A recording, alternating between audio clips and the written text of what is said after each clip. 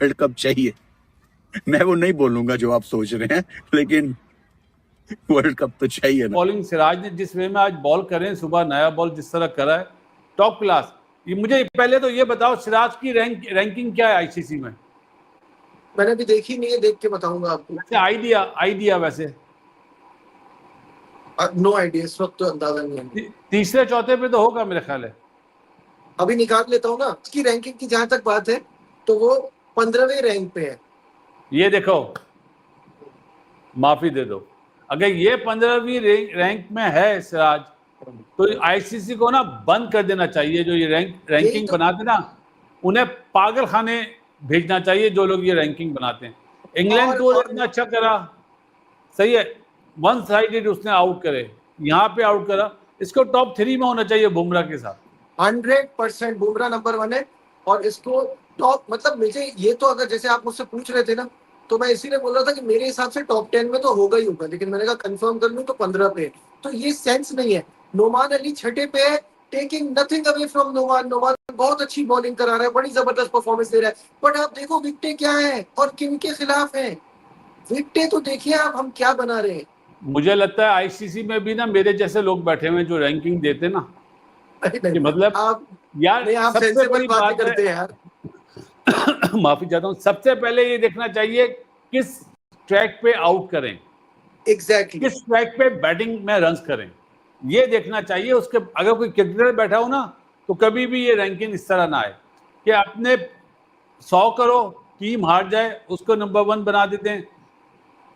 Spin track पे आप out कर रहे हैं स्पिनर्स, या सीमिंग कंडीशन में बॉलर, फास्ट बॉलर आउट करें, तो उन्हें आप रैंकिंग में नंबर 1 बना देते हैं। इंग्लैंड में जो पिचेस थी वो बहुत पाठा पिचेस थी।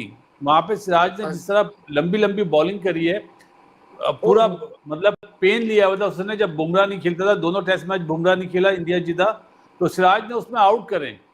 तो ये रैंकिंग मेरे ख्याल है उन लोगों को बनानी चाहिए जिन्होंने क्रिकेट में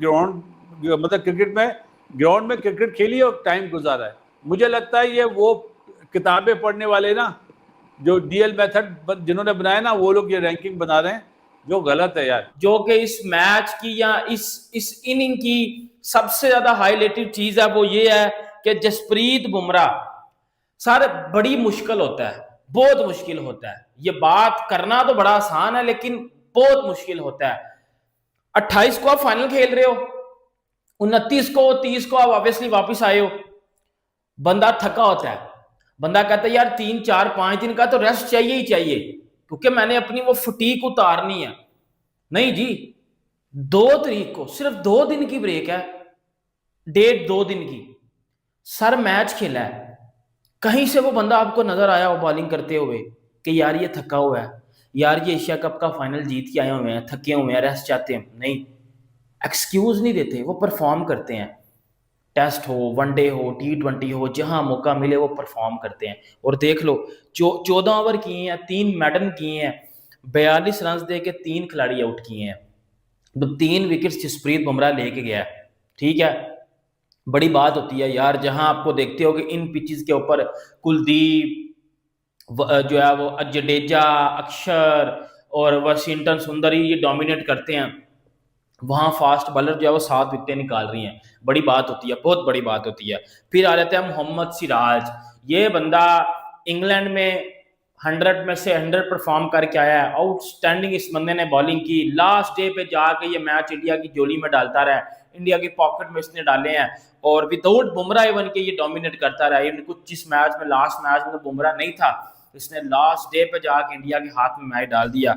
14 ओवर इसी ने भी किए, 3 मेडन, 40 रन दे के बुमराह से भी बेहतर बॉलिंग, मतलब सिराज ने बुमराह से अच्छी बॉलिंग की है इस इनिंग्स में। अब देख सकते हो, बड़ी बात होती है भाई। मैं क्यों कहता हूं पाकिस्तानी फास्ट बॉलर को भी इसी तरह ही बॉलिंग करनी चाहिए। पाकिस्तान की पिचेस पे नहीं कर पाते हम लोग। हमने लास्ट ईयर 800 खाए थे ना इंग्लैंड से हम 800 खा गए थे। देख लो फिर, फर्क आपको बड़ा क्लियर नजर आ रहा है, बिग डिफरेंस आपको नजर आ रहा है।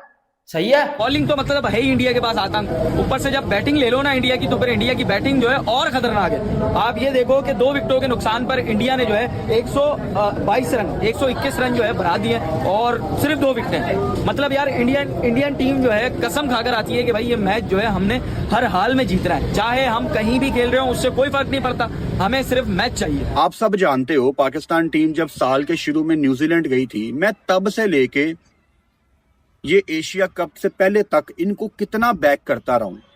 मुझे एक चीज का इंतजार था, एशिया कप।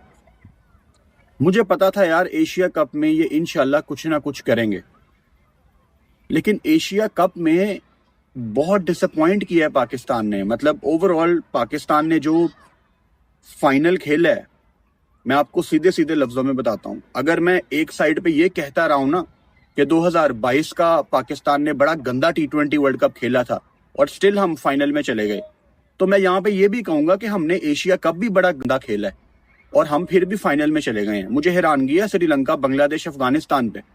ये उनके लिए ज्यादा टेंशन की बात है कि पाकिस्तान फाइनल खेल गया, सीधी सी बात है।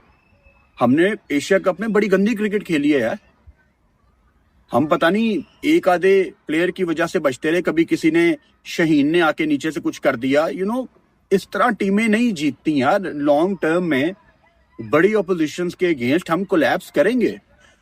आपने इंडिया के खिलाफ देखा, जो सिचुएशन बनी हुई थी, बड़ा इंपॉर्टेंट था इन हालात में पाकिस्तान का जीतना। और एक आधा मैच किया यार, आप तो बेस्ट ऑफ 3 हार गए, 3-0।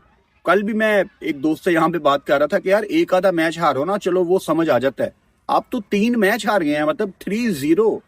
ये मतलब बहुत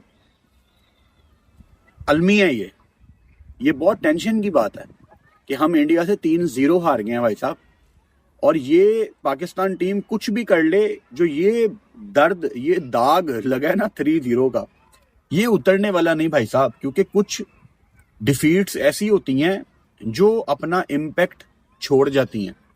ये 3-0 की डिफीट उनमें से एक है।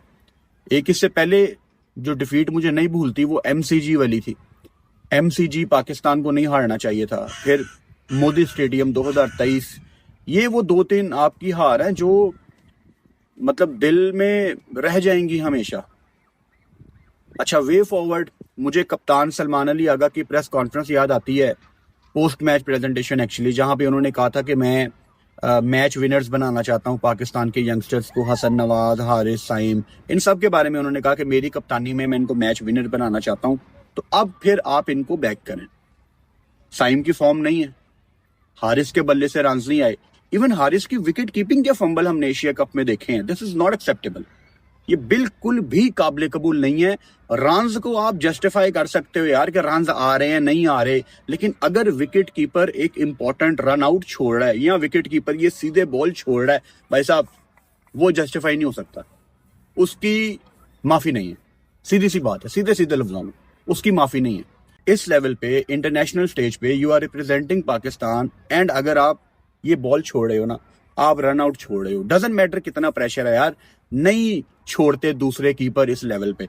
एक आधा कोई फंबल आ जाता है किसी का साल में, लेकिन बड़ी स्टेज पे ये चीजें आगे जाके ना आपको बड़ी तंग करती हैं। अब मिसाल के तौर पे कामरान अकमल की बहुत ज्यादा सर्विसेज हैं पाकिस्तान के लिए एज ए विकेट कीपर, लेकिन अनफॉर्चुनेटली प्रेशर सिचुएशन में कामरान अकमल कुछ फंबल कर देते थे और वो चीजें करियर के लास्ट में उनके काफी अगेंस्ट गई हैं। लोगों के दिमाग में वो चीजें रह जाती हैं। हारिस नीड्स टू रियलाइज कि विकेट कीपिंग के फंबल मैं नहीं कर सकता, ये नहीं हो सकता, ये नहीं होना चाहिए। विकेट कीपिंग के फंबल इज नॉट एक्सेप्टेबल। तो सलमान अली आगा कप्तान, अब उनके विजन का भी टेस्ट है कि वो पाकिस्तान के ये एशिया कप के लड़कों में किन को आगे लेके जाते हैं। पाकिस्तान का रेड बॉल का कैंप लगा हुआ है लाहौर में, वहां पे आज तस्वीरें भी आई जहां पे माइक हेसन, आपके वाइट बॉल कोच, कप्तान सलमान अली आगा से वॉक करते हुए बात कर रहे थे। डेफिनेटली वो कुछ चेंजेस चाहेंगे पाकिस्तान टीम में। अब मुझे नहीं पता कि वो क्या चेंजेस चाहेंगे या क्या चेंजेस करेंगे, बट एक बात मैं बड़ी अच्छी तरह समझता हूं कि एज ए क्रिकेटर जब आप फेल होते हो, जैसे पाकिस्तान टीम इंडिया से 3 मैच हार गई तो वो फेल हो गई, आप उस फेलियर से कुछ ना कुछ सीखते हो। आप हाई इंटेंसिटी टूर्नामेंट हारते हो, आप फिर उससे सीखते हो और आगे जाके आप इम्प्रूव करने की कोशिश करते हो। चाहे कोई भी क्रिकेटर है जो एशिया कप में फ्लॉप हुआ है, अगर आप उसको यहाँ पे ड्रॉप कर देंगे और आप उसको आगे नहीं लेके जाएंगे और आप किसी दोबारा से नए बच्चे को ले आएंगे, या नए बच्चे को भी 2-3 महीने लगेंगे, तो बेहतर ये नहीं है कि आप जो पहले एशिया कप में फेल हुए हैं आप उन पे मजीद जिम्मेदारी डालें, उनको कहें भाई साहब आप पे हमने इन्वेस्ट किया, हमें वर्ल्ड कप चाहिए, वर्ल्ड कप चाहिए। मैं वो नहीं बोलूंगा जो आप सोच रहे हैं, लेकिन वर्ल्ड कप तो चाहिए ना। इंडिया 2 बार फाइनल में पहुंचा था, देवर थिंकिंग के कुछ इस पे बात करें, तीसरी दफा पहुंचा ही नहीं। बाकी और किस एशियन साइड ने पहुंचना है? जब फाइनल में या तो ऑस्ट्रेलिया ही होती है मेजोरिटी ऑफ द टाइम्स, या सेना कंट्री में से दोनों होती हैं। तो एशियन साइड कोई इंडिया के अलावा कोई अच्छा करे। फिर ये वर्ल्ड कप भी 1987 का लेके आए थे यहाँ से इंग्लैंड से, फिर क्योंकि इंग्लैंड की मोनोपोली थी। लेकिन फिलहाल ऐसे ही चल रहा है। अभी आपकी ये सोचने की बातें हैं ना मतलब कि इंडिया की सोचने की बातें हैं कि हाँ जी वर्ल्ड टेस्ट चैंपियनशिप इंग्लैंड में क्यों हो रहा है फाइनल, कहीं और क्यों नहीं हो रहा। तो आप सोचे फिर बीसीसीआई को बोले इस पे कोई बैठक शैठक बुलाए, क्योंकि ये हमारे सोचने की बातें नहीं है। ना ही साड़ी टीम ने पहुंचना है, ना ही सानू परवाह है जितने मर्जी हो रहे हैं फाइनल।